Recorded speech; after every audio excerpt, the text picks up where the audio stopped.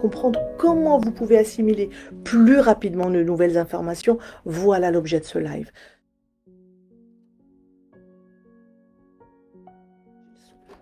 Donc, lorsque on apprend quelque chose, que ce soit dans le sport, dans un jeu ou dans un travail, nous passons systématiquement par 4 étapes.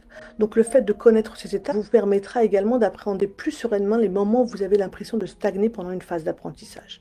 Et en effet, il est possible d'apprendre à apprendre, et c'est vraiment le step numéro 5 que nous allons évoquer, Inch'Allah, pour pouvoir devenir un modélisateur, et nous allons, Inch'Allah, donner la définition de ce mot. Donc, l'apprentissage de nouvelles compétences est donc un processus qui implique différentes étapes. Et le but, c'est vraiment de les comprendre, c'est vraiment de les connaître, c'est vraiment de les intégrer pour pouvoir savoir où est-ce qu'on en est et pour pouvoir avancer. La première des étapes, c'est ce qu'on appelle l'incompétent inconscient. Donc la personne n'a pas les compétences et n'a même pas conscience de ce manque de compétences. Lorsque nous sommes bébés, en fait, à l'état de bébé, en fait, on ignore qu'un jour, on va devoir marcher, on va devoir faire du vélo, on va devoir lire, utiliser un ordinateur. Tout ça, on ne le sait pas, en fait. C'est de la même façon, le jeune diplômé qui est centré sur sa technique, en fait, de ce qu'il vient d'apprendre, il ignore qu'il devra un jour apprendre à diriger des hommes et que cela risque d'être plus difficile que pour des ordinateurs, en fait. Et le fait de disposer d'un excellent diplôme fait peut-être croire, en fait, nous laisse croire à l'existence d'une compétence pour diriger les hommes alors que ce n'est pas le cas. Et donc, c'est important déjà de comprendre que nous sommes dans un état d'ignorance. Vraiment, on est dans l'ignorance, on ne sait pas, qu'on ne sait pas. Je viens de naître, je ne sais pas que je ne sais pas marcher. Je suis petit enfant, je ne sais pas en fait que un jour je vais devoir monter dans une voiture, appuyer à droite, appuyer sur le frein, l'accélérateur. Je ne sais pas. Et donc, ce qu'il faut comprendre, c'est que les personnes les plus entêtées dans l'ignorance ont parfois besoin d'une expérience difficile. Vous voyez, ceux qui veulent vraiment rester et qui sont dans cette zone de confort qui est l'ignorance, parce que c'est très confortable en fait, mais parfois il va leur falloir des difficultés professionnelles, du style licenciement, voire des maladies, un divorce, une action en justice malheureusement, pour qu'ils puissent se décider à apprendre. Parce que avant, effectivement, tant que tout se passe bien, j'ai pas besoin d'apprendre en fait, j'ai pas besoin d'évoluer, vous voyez? Et donc c'est rester et s'entêter dans cette ignorance-là, justement qu'Allah Azza wa Jal nous défend d'être dans ce positionnement-là. Pourquoi? Simplement parce que nous allons, c'est-à-dire que nous pouvons perdurer dans cette ignorance alors que nous sommes Ummat Iqra, ne l'oublions pas, nous sommes la Umma de la connaissance et de l'ilm. Parce qu'il y a des avantages, il y a des bénéfices à rester, encore une fois, comme je viens de vous le dire, dans cette première étape de l'apprentissage, parce que piétiner dans l'ignorance est certainement beaucoup plus confortable pour l'ego que prendre le risque de montrer que l'on ne sait pas en rentrant dans un processus actif d'apprentissage. Et donc, c'est l'étage, c'est-à-dire le première étape où il n'y a pas encore de motivation à apprendre et à changer, aucune en fait. Il n'y a aucune motivation, on n'apprend pas, et on ne sait même pas de façon qu'on a besoin d'apprendre, d'accord? Et ensuite va arriver un moment où on va se dire, ah bah tiens, parce que je vais être confronté, je suis enfant, bébé, je vais grandir, et puis je vais confronter à des gens qui vont marcher, à des gens qui vont pouvoir avancer, à des gens qui vont pouvoir, subhanallah, tout simplement avoir des compétences, et on va se dire, mais en fait, moi, je ne sais pas faire ça. J'arrive en CP, j'ai 6 ans, et je me dis, mais moi, je ne sais pas. Je ne savais pas que je savais lire, mais en fait, je vois des gens qui sont en train de lire, donc là, je deviens consciente de mon manque de compétences. Et donc, à cette étape-là, précisément, nous découvrons que nous ne savons pas et nous acceptons de faire quelque chose pour réduire cet écart de compétences. Et donc, vous allez pouvoir exprimer votre incompétence et vous demander à apprendre à celui qui est censé savoir en rentrant dans une relation maître-élève. Et c'est là qu'on va aller dans la demande. On se dit, ah mais ça je sais pas, en fait par les Chinois je me rends compte que je ne sais absolument pas, donc je vais pouvoir apprendre Inch'Allah et avancer et être dans cette demande d'apprentissage. Ce qui nous semblait simple à apprendre peut paraître plus dur que ce que l'on imaginait, et les mécanismes de défense, bien entendu, peuvent apparaître avec les premières difficultés en se disant, mais en fait, non, ça c'est pas fait pour moi, c'est beaucoup plus compliqué, il va me falloir 4 ans pour apprendre cette langue vivante, ou alors pour apprendre Qur'an Karim, il va me falloir toutes ces années, c'est juste impossible. Et certains ont envie d'apprendre de nouvelles choses tout en faisant un peu plus de ce qu'ils faisaient auparavant. Par exemple, l'argument avancé qu'ils ont peur de ne plus être spontanés, de perdre leur naturel. Et ça, c'est un mécanisme de défense, en fait. On se dit, oui, mais si j'apprends, c'est-à-dire que si je rentre dans une nouvelle habitude, parce que l'apprentissage est une nouvelle habitude, mais peut-être que je vais plus devenir moi, peut-être qu'effectivement, je vais plus ressembler à quelqu'un d'autre, peut-être que je vais perdre mon naturel, je vais plus être spontané et naturel. Subhanallah, et ça, c'est vraiment des mécanismes de défense. Et donc, on va se mettre dans la tête des freins, en fait, tout simplement pour ne pas avancer dans l'apprentissage, qui sont des mécanismes de défense qui vont pouvoir m'aider à dépasser, à survivre, à avancer et surtout à me conforter dans l'idée que, parce que j'ai par peur de l'apprentissage, que en fait, compte, c'est peut-être à quoi ça va servir, ça ne me servira à rien d'avancer, etc. Et donc, beaucoup de choses vont pouvoir apparaître à ce moment-là qui vont nous empêcher de rentrer dans l'apprentissage ou apprendre un nouveau sport. Ou non, mais c'est pas à mon âge, à 40 ans, que je vais me mettre à faire du sport ou à nager. Et donc, l'être humain, subhanallah, sera truffé comme ça de mécanismes de défense qui va faire que je ne vais pas pouvoir avancer. Je peux le faire, mais ce sera plus facile de le faire à ma manière et de façon plus naturelle, la manière que j'ai toujours utilisée auparavant. Et voilà, et on en revient toujours à se donner des excuses pour ne pas rentrer dans l'apprentissage, parce que rentrer dans l'apprentissage, encore une fois, eh ben, c'est inconfortable en fait. Ça nous fait sortir de notre zone de confort où j'avais pas besoin de prendre des cours le soir en plus, ou d'aller courir à l'université, ou d'aller apprendre par cœur des pages et des pages de Coran, alors que j'ai du mal au niveau de ma mémoire. Et donc, c'est beaucoup mieux de ne rien faire. Et c'est ça, en fait, c'est ça que dénonce Allah Azza wa Jal en nous disant Iqra bismi rabbika alladhi khalaq. Et il s'est adressé à un homme, Azza wa Jalla, subhanallah, ça t'adresse à un homme, Rasulillah alayhi salatu wasalam, qui était tout simplement, qui ne savait pas en fait lire. Il ne savait pas et il l'a poussé dans ses retranchements en lui disant mais apprends en fait. Apprends, c'est ton devoir d'apprendre parce que tu vas devoir transmettre demain, donc avoir un degré d'expertise dont on va parler. Et donc, il va falloir que tu apprennes et que tu puisses, Inch'Allah, distribuer ce savoir-là. Et donc, il s'adresse à quelqu'un qui ne sait pas. C'est dire combien, même si nous pensons que nous ne savons pas, nous pouvons en fait. C'est que nous avons à l'intérieur de nous des capacités pour pouvoir avancer. Et quand je parle d'apprentissage, c'est tout type. Apprentissage sportif, apprentissage dans la langue, apprentissage de nouvelles connaissances, de nouvelles maîtrises informatiques, de nouveaux outils, peu importe, l'apprentissage en règle générale, qui peut aussi commencer simplement par l'apprentissage de soi. La connaissance de soi qui n'est pas simple en fait, qui n'est pas facile et qui rebute plus d'un parce que oulala, qu'est-ce que je vais aller découvrir sur moi, j'ai pas du tout besoin de ça, laisse tomber ce qu'on appelle le fameux développement personnel, laisse tomber, j'ai vraiment pas besoin d'aller faire des formations, etc. Alors que c'est une injonction du divin, d'Allah Allah Azza wa Jal. Iqra bismi rabbika alladhi khalaq. Iqra bismi rabbika alladhi khalaq. Donc c'est dire combien, subhanallah, il est important de sortir de sa zone de confort, parce que prendre conscience de ses limitations, du fait que nous ne savons pas, ben c'est être dans l'inconfort en fait. C'est très inconfortable. Et donc réaliser l'inefficacité de ces anciens modes de fonctionnement et les efforts nécessaires pour en acquérir de nouveaux est souvent source de confusion pour nous en fait. Des moments de confusion qui donnent bien souvent l'idée qu'on n'y arrivera jamais. Oh, c'est trop compliqué en fait, je pourrais pas, c'est pas possible. Apprendre 600 pages de Coran, mais en fait, et alors, au lieu de se dire, ben non, si certaines personnes sur Terre ils sont arrivés, ben c'est que je pourrais y arriver. Je parle du Coran quand je pourrais de n'importe quel autre nouvel apprentissage en fait. Et c'est ce que vous allez devoir transmettre une fois que vous en serez conscient, à vos propres enfants. On voudrait apprendre sans faire d'erreur. Mais oui, mais non, ça marche pas. C'est l'erreur qui va nous faire grandir en fait.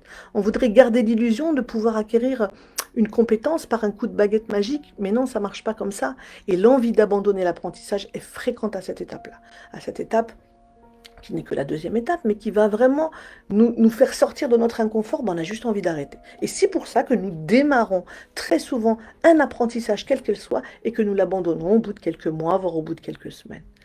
Et en tant que formateur, et là je m'adresse plutôt aux enseignants, il est important d'écouter et de reconnaître ces objections, en fait, toutes ces limitations quant à l'apprenant, celui qui est l'élève, en fait, qui contient une part de vérité sur ce qu'ils sont en train d'apprendre et qui nécessite en effet une certaine rigidité parfois inconfortable. C'est inconfortable pour eux, et je pense que l'enseignant doit aussi l'entendre, doit le comprendre que, ben non, en fait, je suis bien, pourquoi est-ce que, surtout au collège, au lycée, pourquoi est-ce que ça m'intéresse pas ce que vous êtes en train de dire en fait? Je suis bien comme je suis, j'ai pas besoin, j'ai pas envie de rentrer dans un domaine qui ne fait pas sens pour moi. Les élèves parlent beaucoup de sens, qui ne fait pas sens pour moi, qui ne m'apportera rien dans ma vie. En fait, l'histoire géo, qu'est-ce que ça va m'aider à quoi? La géométrie, ça va m'aider à quoi? Et tant qu'on ne met pas de sens effectivement, et qu'on ne le relie pas à un quotidien et à la vie, tout simplement, ben, en fait, j'ai juste pas envie. Voilà comment est-ce qu'on peut avoir des freins dans l'apprentissage quand on est enfant, quand on est adolescent, puis voir quand on est adulte également, vous voyez.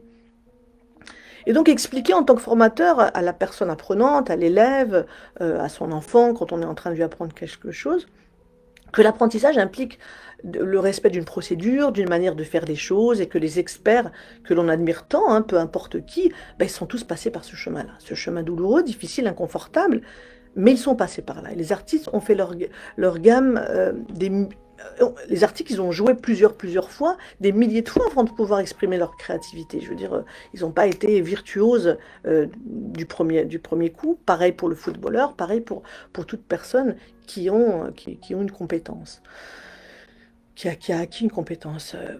Et puis d'autres poursuivent l'apprentissage malgré les difficultés, car elles gardent en tête en fait les valeurs et les nouvelles possibilités attachées à ces apprentissages, dans le sens où elles attendent quelque chose, elles attendent des bénéfices futurs, et c'est ça en fait qui maintient l'énergie de l'apprentissage. Et c'est pour ça qu'Allah Azzawajal, dans sa grande sagesse, nous dit, à partir du moment où toi, enfant, adolescent, tu vas apprendre le Coran Karim, qui en sera récompensé? Ce sont tes propres parents, parce qu'ils seront ornés d'une couronne en or, subhanallah, parce qu'ils par leur grâce, par la grâce de Dieu, par leur grâce, ils ont pu faire que tu as appris le Coran. Et donc, à partir du moment où nous avons à visualiser cet objectif futur, cet objectif dans le temps, effectivement, c'est ce qui va nous donner la possibilité, la capacité, effectivement, de nous lancer dans cet apprentissage, parce que nous sommes dans l'attente d'un bénéfice. Ça, c'est important de toujours dire et de toujours penser en ce terme-là lorsque nous sommes dans la relation maître-élève, à dire, mais en fait, voilà ce vers quoi ça va vous emmener. Si tu arrives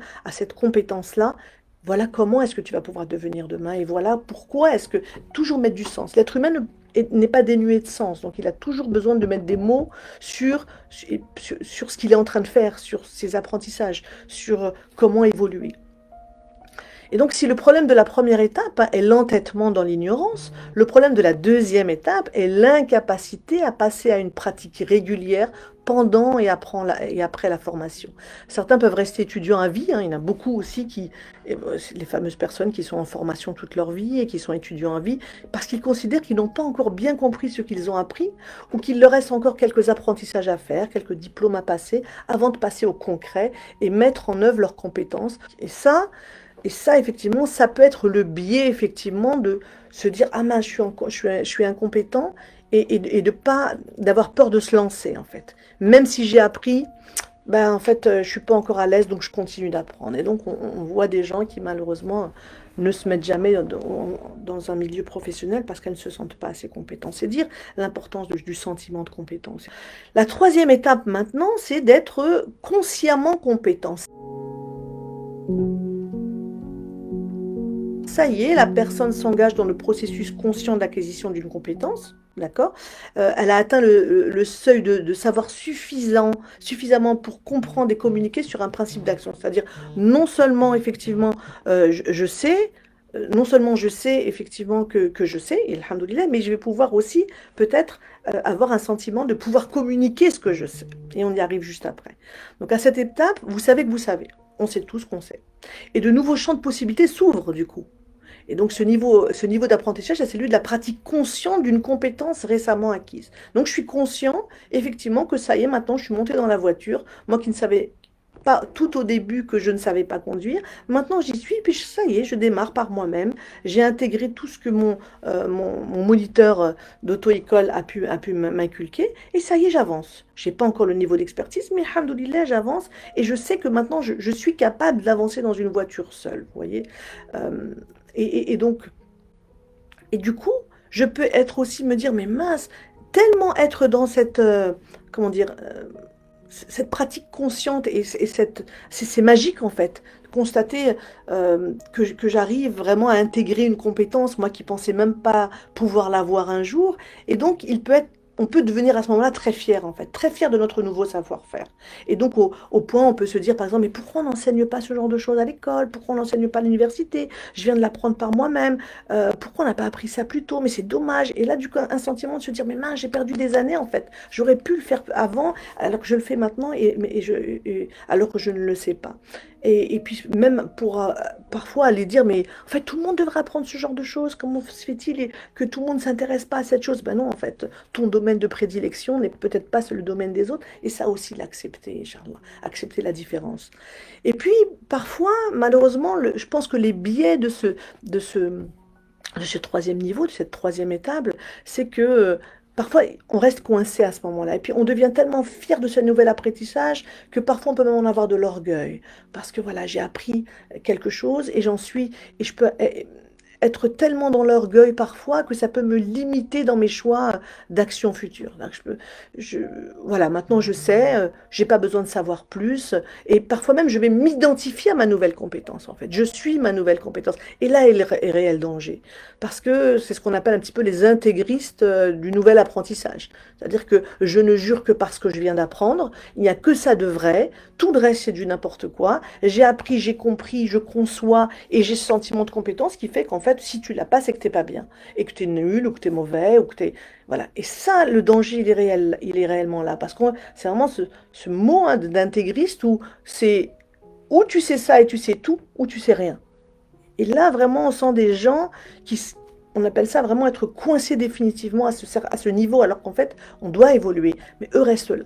Et au lieu, subhanallah, que euh, c'est- ce que je viens d'apprendre a eu un tel impact émotionnel en moi, d'accord, qui ne jure que par la méthode que je viens d'apprendre, qu'ils viennent d'apprendre, et rejette toutes les autres façons d'apprendre, toutes les autres choses avec une vraie violence. Et au lieu de créer de la sagesse, justement, c'est pas le problème, au lieu de créer de la sagesse, l'apprentissage a développé de la rigidité. La rigidité où c'est ça et rien d'autre, tout le reste, en dehors de ça, point de salut. Et ça, c'est vraiment l'un des biais de ce troisième niveau. Donc faites attention à essayer d'évaluer un petit peu où est-ce que j'en suis moi-même dans mon apprentissage. Est-ce que je me dis ce genre de choses? Est-ce qu'effectivement j'ai ce sentiment de ne pas pouvoir avancer? Mais pourquoi j'avance pas? Peut-être que si vous n'avancez pas dans ce nouvel apprentissage, c'est uniquement à cause de cela. Peut-être aussi. Donc c'est vraiment bien de pouvoir se poser des questions et poser des questions vis-à-vis de vos enfants, de vos adolescents, qui peuvent stagner aussi dans toute forme d'apprentissage. Où est-ce qu'ils en sont? Donc faites-les parler sur ce qu'ils viennent d'apprendre, comment est-ce qu'ils l'ont conçu, comment est-ce qu'ils l'ont intégré, comment est-ce qu'ils le considèrent, est-ce qu'ils se considèrent en tant qu'enfants, qu'adolescents, qu'ils peuvent et qu'ils doivent aller plus loin, ou est-ce qu'ils sont dans l'autosuffisance? Et ça, c'est important de se poser la question à soi-même, comme aux autres, comme à vos enfants. Donc, ce qu'il faut savoir aussi, que l'apprentissage se construit progressivement à partir d'une pratique régulière et l'accumulation d'expériences différentes. Les principes, les méthodologies acquises en formation, ok, certes, sont, sont nécessaires, mais elles doivent être toujours confrontées à une pratique régulière dans plusieurs contextes différents. Et ça, c'est important parce que à partir du moment où on a un savoir, on se dit, ah ça y est, je sais tout. Non, mais en fait, le temps que ce n'est pas, comme on dit en PNL, il y a une phrase qui dit, sans pratique, le savoir ne rentre pas dans les muscles et reste dans l'état de rumeur. C'est-à-dire qu'à partir du moment où je ne pratique pas ce que je viens d'apprendre, bah, ça restera toujours dans la théorie, jamais dans la pratique. Donc, ça ne rentrera pas dans mon corps et ça ne s'imprimera pas dans ma mémoire cellulaire. D'accord? Et cette étape de conscience de la nouvelle compétence permet de transformer ces erreurs en occasion de progresser. C'est là, à ce moment-là, que je dis, mais tu sais, si tu tombes, si tu n'y arrives pas, si effectivement tu es un échec, et ben tant mieux. C'est-à-dire c'est ça qui va t'aider à progresser. Ça va être des occasions en or, en fait, ces échecs. Donc, qu'est-ce qu'on va faire? Moi, ton enseignant, ou moi, ta maman, ou moi, ton papa, et ben on va les décrypter. Qu'est-ce qui a fait que tu es arrivé jusqu'à l'échec pour que tu puisses effectivement en apprendre davantage et avancer, parce qu'après tout, c'est le but, en fait, d'avancer. Vous voyez? Et vraiment, à ce stade-là, l'apprenant mérite d'être encouragé et aidé à transformer ces fameuses erreurs en apprentissage par une simple question. Je pense qu'il est important de se dire, mais en quoi cette expérience vous apprend-elle quelque chose que vous n'auriez pas appris si vous aviez immédiatement réussi? Ça, je pense que c'est vraiment la question à se poser, à se dire, mais qu'est-ce que tu aurais raté en fait dans ta vie si tu ne serais pas passé par cette erreur-là, si tu ne serais pas tombé? Est-ce que tu aurais appris la même chose? Est-ce que tu aurais appris plus? Et ça, c'est vraiment important parce que Parfois, on avance et on ne sait même pas comment on avance. Et c'est pour ça que je parle beaucoup dans mes lives comme dans mes formations de métacognition. Donc ça pourrait faire l'objet de tout un live, mais la métacognition, c'est se poser et apprendre à comment je suis en train de faire pour pouvoir arriver à faire ce que je fais. Comment je peux faire et qu'est-ce qu'il en est et, euh, et, et- et par quoi je passe par processus et par stratégie superposée au niveau de mes actions pour pouvoir arriver à ma finalité. Et donc ça c'est important, c'est un petit peu ce que je dis toujours aux parents, je leur dis mais au lieu de toujours montrer du doigt votre enfant qui est en train de jouer et qui est en train de faire un jeu vidéo et en boucle, en boucle, en boucle et vous n'en pouvez plus, vous allez vous poser à côté d'eux et vous allez lui dire, mais en fait, explique-moi comment tu joues en fait. Comment t'es passé du niveau 1 au niveau 4? C'est tellement automatique, c'est tellement inconscient qu'il ne le sait pas lui-même. Donc c'est vraiment détailler les choses. Mais comment t'as fait en fait pour passer de là à là? Comment tu savais que lui effectivement pouvait t'attaquer? C'est pour ça que tu as mis en place une stratégie effectivement d'anticipation qui a fait que... Et ça c'est important en fait. C'est important parce que nous-mêmes parfois nous acquérons des compétences que nous ne pouvons absolument pas modéliser, en fait. Nous ne pouvons pas du tout décrire, donc nous ne pouvons pas transmettre. D'accord? Et donc, c'est important de lui donner ce sentiment de compétence, d'avoir une compétence et de pouvoir la transmettre. OK? C'est ce qu'on appelle la métacognition. Maintenant, la quatrième étape, c'est ce qu'on appelle la compétence inconsciente.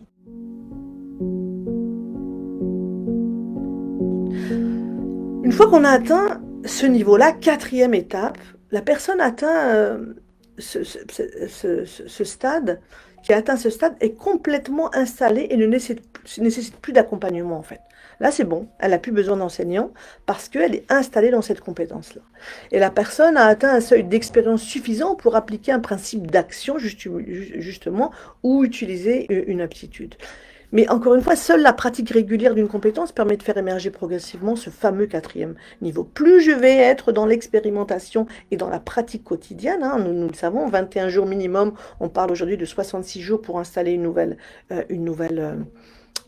comment dire, une nouvelle habitude. Donc plus je vais être dans la répétition et l'habitude, hein, c'était pas pour rien qu'Allah Azzawajal nous répète et répète plusieurs fois, les mêmes versets, c'est pour qu'elle puisse s'ancrer en nous, être dans cette répétition-là.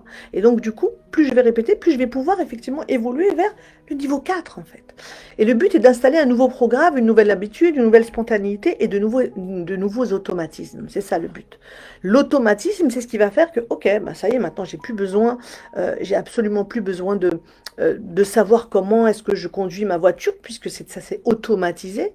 Et du coup, comme ça c'est automatisé, bah, je vais pouvoir parler à quelqu'un pendant que je conduis, je vais pouvoir écouter la radio, je vais pouvoir, que sais-je en fait, téléphoner, ce qu'il ne faut pas faire, mais voilà, donc c'est-à-dire que je peux faire plein de choses en parallèle et en même temps de ces nouveaux automatismes-là.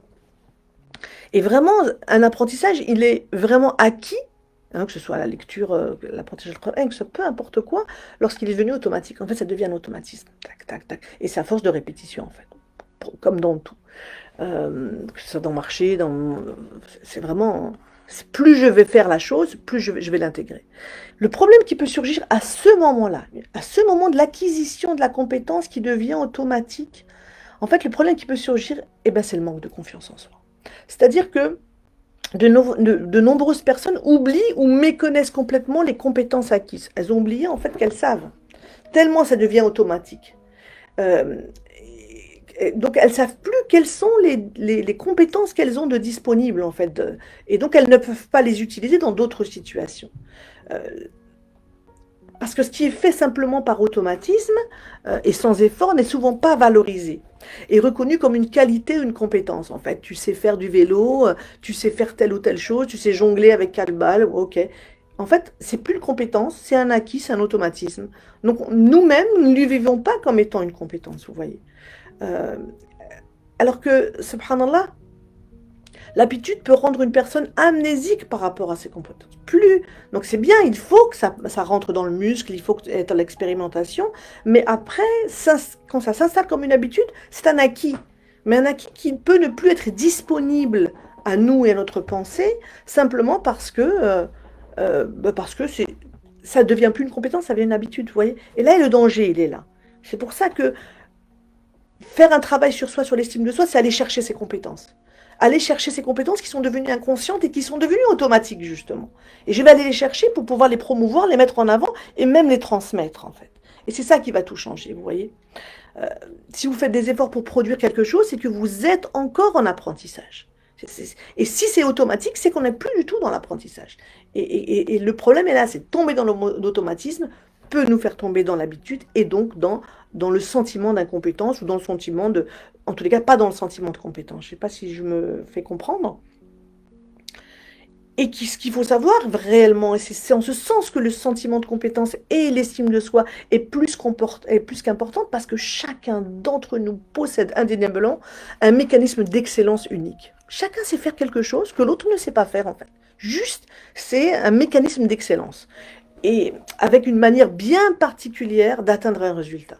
Et ignorer justement ce mécanisme d'excellence contribue certainement à favoriser le manque de confiance en soi. Et là, on a tout compris en fait. Et la boucle est bouclée. C'est-à-dire qu'il y a des gens, moi j'ai rencontré dans ma vie des gens, subhanallah, qui avaient des bacs plus 15 et qui se sentaient dans une incompétence parce que pour eux, en fait, ils avaient acquis ça tellement facilement, et je les vois encore en thérapie, hein, qui me disent, mais en fait, ouais, j'ai un doctorat, j'ai même plus, j'ai fait de la recherche, mais en fait, pour moi, c'était tellement simple d'acquérir tout ça que je vais pas m'en féliciter toute ma vie. Ok, mais ça, en tous les cas, le souci, c'est que ça vous a empêché d'asseoir en vous un sentiment de compétence, ce qui n'est absolument, qui est aux antipodes du sentiment d'orgueil, parce que là on rentre dans autre chose, hein, dans le moi-je et moi-je, on rentre dans carrément autre chose. Là c'est une pathologie aussi, c'est-à-dire c'est un égocentrisme exacerbé.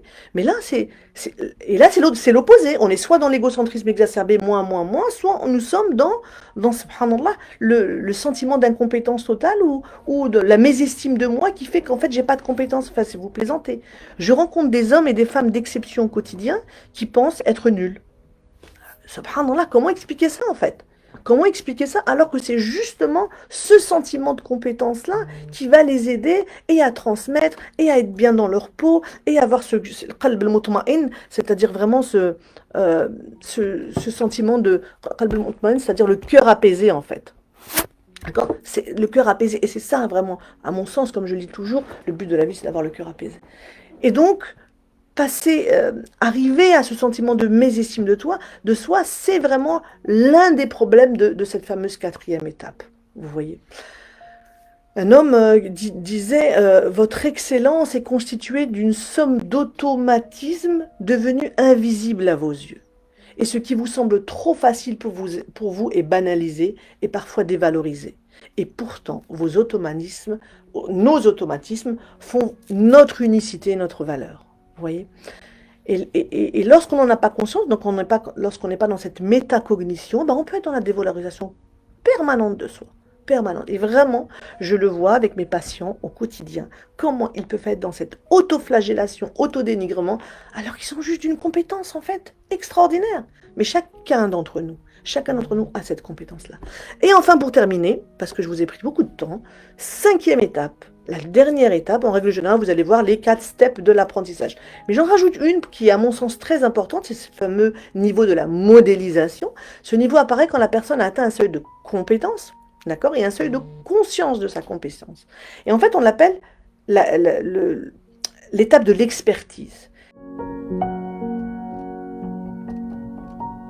De la maîtrise, c'est-à-dire que je maîtrise tellement mon élément, je maîtrise tellement la langue arabe, ou le Coran, ou peu importe quelle langue, ou la maîtrise de la conduite automobile, que je vais pouvoir là devenir enseignant et à ce niveau, et uniquement à ce niveau, automatiser cela et à pouvoir le transmettre.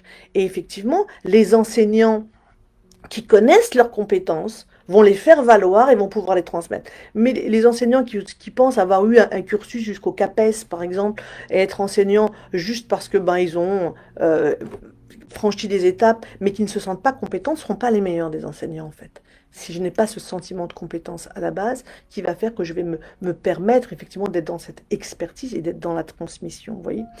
Et donc, nous avons besoin, nous tous, de devenir conscients de ce que nous faisons de façon inconsciente au cours d'un acte, peu importe quel acte.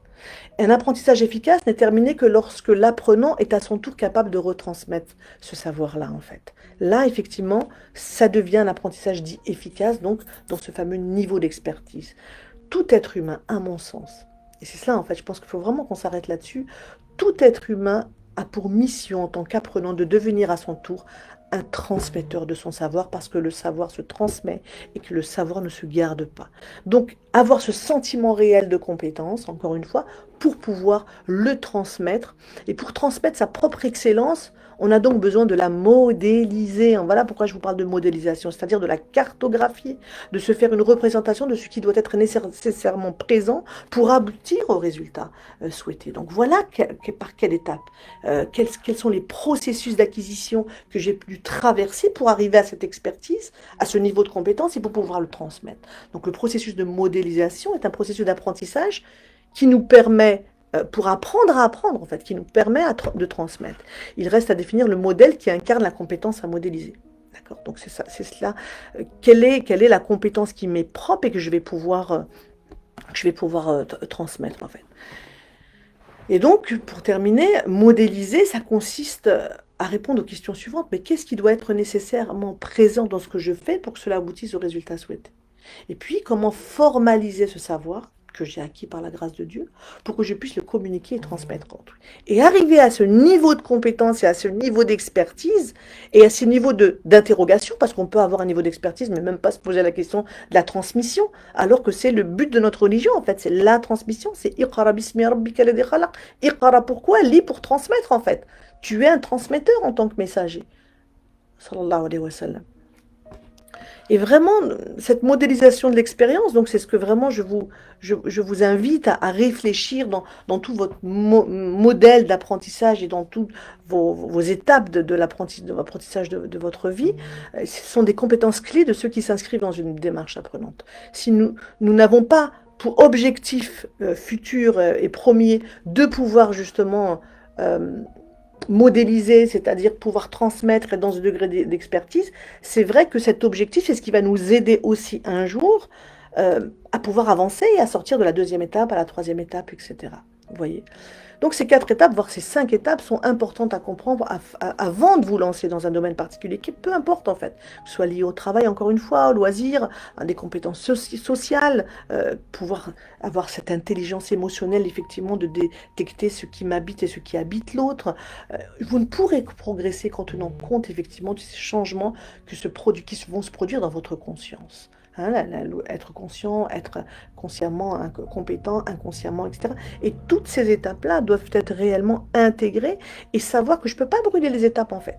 Parfois, je commence et j'ai tout de suite envie d'être dans l'expertise, mais non, je suis obligée, l'être humain est obligé effectivement de passer toutes ces étapes et c'est ça que je vais devoir dire à mon enfant et à mon adolescent. Plus je vais me poser et je vais pouvoir euh, effectivement comprendre qu'il y a des étapes, plus je vais en mesurer objectivement mes progrès et pouvoir avancer en planifiant régulièrement des moments, bien entendu, pour rentrer dans la pratique. Wallahu a'lam wa a'la wa ahkam.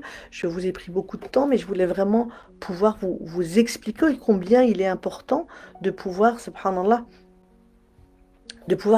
subhanallah, réellement être dans la compréhension de ce qui se passe lorsque je deviens apprenant. Et ne l'oubliez pas, peut-être je terminerai là-dessus, combien il est important pour Allah Azza wa Jal, combien il est important ce statut de talib al-ilm. Talib al-ilm, c'est-à-dire aller chercher le savoir, ce n'est pas pour rien que nous sommes ummat iqra, aller chercher ce savoir-là, subhanallah, c'est aussi faire honneur à notre religion, faire honneur à Allah Azza wa Jal, parce qu'à partir du moment où il nous arrive quelque chose et nous sommes sur le chemin du savoir et nous sortons pour aller à l'université ou pour apprendre un cours, sachez-le, s'il nous arrive quoi que ce soit, nous aurons le statut de martyr, et ibadallah salihin, de martyr. Et ça, c'est important de le dire à vos enfants, c'est important de le dire à vos adolescents, pour qu'ils puissent réellement comprendre, walhamdulillahi rabbil alamin, quelle est l'importance du degré de talib al-ilm, c'est-à-dire de l'étudiant, de celui qui va aller à la recherche de l'ilm et du savoir, Inch'Allah, عند رب العالمين, auprès d'Allah Azza wa Jal. أسأل الله العظيم أن يوفقنا جميعا إلا ما يحبه ويرضى. أقول قولي هذا واستغفر الله لي ولكم. اللهم بارك لنا فيما أعطيتنا واغفر لنا ذنوبنا وارحمنا أنت مولانا فانصرنا على القوم الكافرين. اللهم يا رب تقبل منا إن شاء الله. والسلام عليكم ورحمة الله وبركاته. Je vous souhaite le meilleur mes chères sœurs et mes chers frères. في أمان الله. السلام عليكم ورحمة الله وبركاته.